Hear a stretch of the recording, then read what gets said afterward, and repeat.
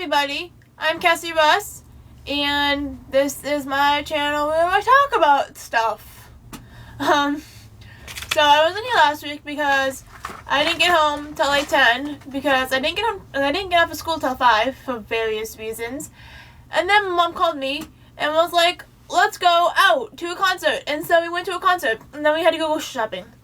So that's where I was last week. I was out having fun and then being an adult. So I'm back again this week, and I look really weird with my hair like this and lipstick and my glasses, and I don't know if I look like how I normally look. I feel like I look different, at least in my view, because I have a mirror behind the camera so I can see if I'm in frame or not. And today I am doing a review of the Korean drama Boys Over Flowers, which I know came out a while ago, but I've noticed on Tumblr that a lot of people have just gotten into it. I have also just gotten into it, so I kind of wanted to review it because it's something new to me. It's not like I'd be going back and reviewing a book I read years ago. So I figured this would be a good place to start reviewing that. And I am doing a review because I watched this show in like a week. I just finished 5 animes and I didn't want to watch another anime, and so I was like, let's start K-dramas. And oh my god, it was the most addictive thing ever. Like, it was a 25 episode show. Each episode was over an hour long, and I finished the show in like a week and 2 days. And I don't think I watched an episode one of those days. So I finished the show in like a week. So, obviously it is really good. So, a non-spoiler overview of the show is this girl named Kim Jong-dee is supposed to go to this school for super rich in the K-drama. In the manga, her parents made her go, but in the anime, something happens and she gets forced to go. And there she runs into these boys, the F4, who are like the boys who like run the school, like all the girls are in love with them. And she hates them. She tries fighting them back, trying to show that they are just people and that you shouldn't look up to them and that they need to start acting like all the other students in the school and they don't own the place, even though one of them actually does own the place. And so she gets in a fight with them, and they try to do all these really terrible things to her to get her to leave the school. But she fights back against them, which makes one of the boys fall in love with her. Which is funny because she actually liked one of the other boys. She had met him not knowing who he was, and she started to like him. And so, like, the main guy in F4, Junpo, falls in love with her. And his mother is evil and tries to stop them from being apart. But, like, the mother doesn't realize that the son in love with Kim Jong-dee and not Kim Jong-dee trying to get the boy, Jeonpyo. And so she does these terrible things to him. And it's like, all these terrible things end up making her life really bad for a while and then kind of really awesome for a little bit and then bad again. And it's hilarious and it's so good and it's so beautiful and it's wonderful, and watch it. And I'm going to do a spoiler-filled review.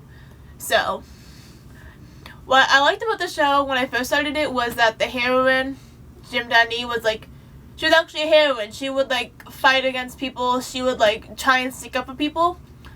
And then by the middle of the show, by, maybe the 4th episode already, she was just this little pushover who wouldn't say anything to her rich boyfriend, even though she really didn't like him. It was really sad, honestly. She would just you would talk to her, she would just stand there and be like, I'm sorry? I don't know what to say. Why am I here? Pretty much.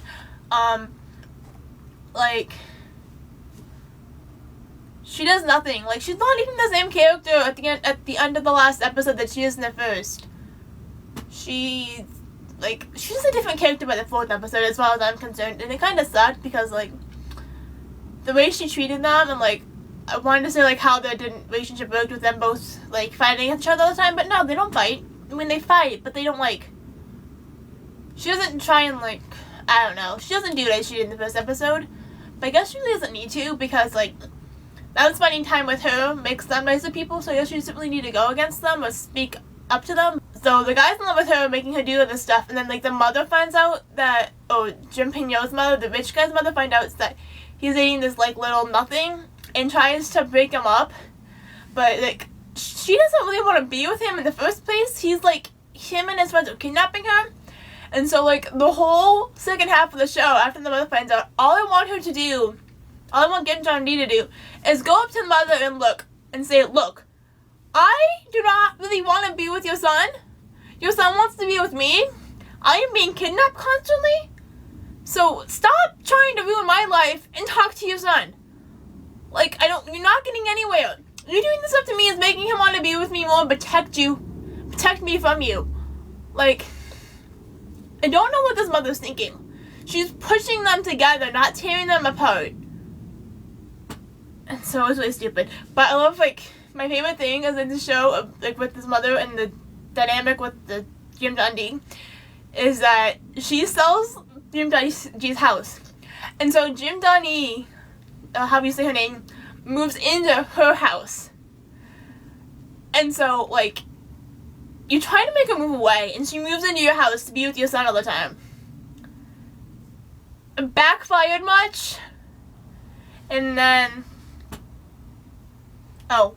my other thing that I didn't really like about the show is that there's one character in the F4 who probably spends a total of an hour with a very, very side helping out the other character's storyline. And it's terrible because, like, you know, like, every little detail about all the other F4 boys' lives, and you don't know anything about this guy. I don't know if that's what makes him my favorite character, is that he's just so mysterious and he's so out there that you can pretty much imagine him doing anything you want, while all these other characters you have, like, set things you have to follow. But I really wish they'd give him a storyline. Like, they don't even mention what his parents does. They don't mention anything about him, and it's like, why is he even here then? It makes no sense. I feel really sad for this guy. Like, they cast him, and then they gave him no story.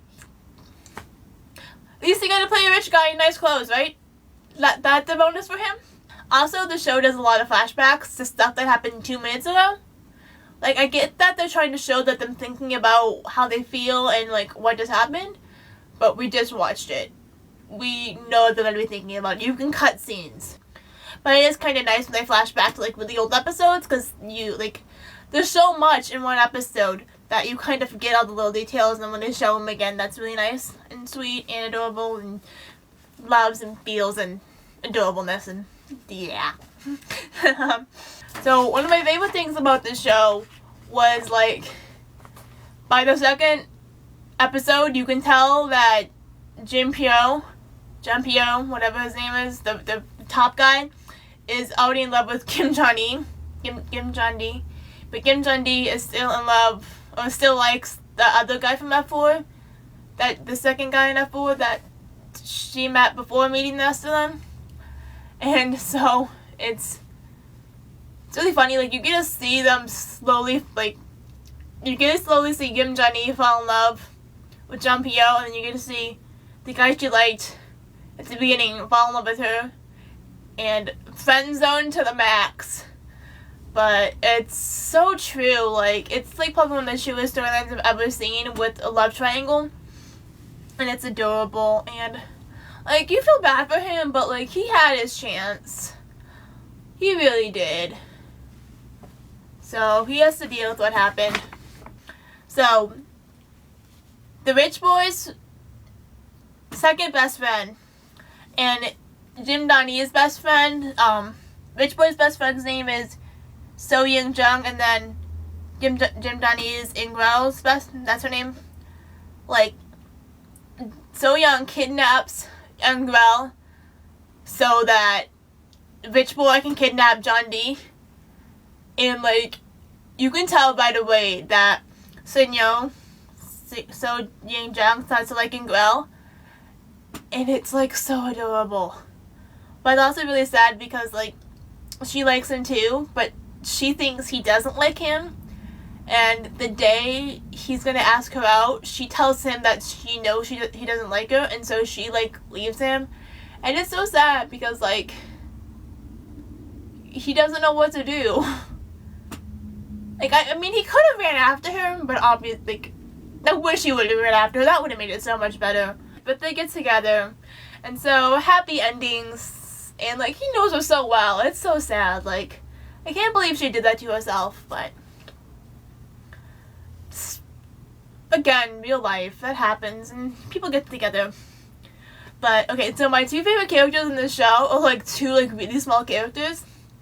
It's Kim Jong-dee's little brother and the porridge shop owner, Ingrel, and John D work at the porridge shop, and he's, like, always doing the funniest things. Half the time, like, I watch it for the storyline, but I honestly just watch it to see the little brother and the porridge shop owner. Like, those people, they just made this show, as far as I'm concerned. Like, yeah, everything else is cool, but if I could just have a show about the porridge shop owner, that would make me really happy, too. Like, could they do a spin-off of just that guy? So, Jim Denny's little brother, like, I remember watching the first episode, and he showed up, and it was like, I love that little boy. Like, little boy is my favorite person in the show. And then they introduced the porridge shop guy. But, so, those two guys, those two boys, those two males make the show so amazing. Like, the show's amazing in itself, but those two just make the show even better. It's insane. Yeah, that's what I gotta say.